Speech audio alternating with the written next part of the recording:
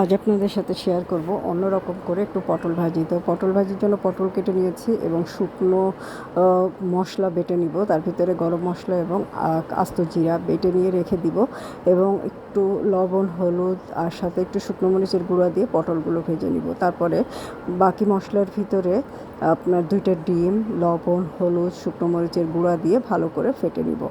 পটল ভাজা হয়ে গেলে এখন কড়াইয়ে তেল দিয়ে শুকনো মরিচ দিয়ে কালো জিরা, আস্ত জিরা দিয়ে দিব ফেটে নেওয়া ডিম এবং গরম মশলা গুঁড়োটা। তো এটা ভালো করে ভাজা ভাজা হয়ে গেলে পটল যেটা ভেজে নিয়েছি সেই ভাজা পটলটা এটার ভিতরে দিয়ে দিব। তো ডিম দিয়ে পটল ভাজার এই রেসিপিটা পেঁয়াজ রসুন ছাড়া খেতে কিন্তু খুবই ভালো লাগবে, কোনো রকম গন্ধ বের হবে না। তবে এটার ভিতরে একটু গোলমরিচের পরিমাণ বাড়িয়ে দিব। গোলমরিচের ফ্লেভারটা কিন্তু ঝাল ঝাল টেস্টি খুব ভালো লাগে।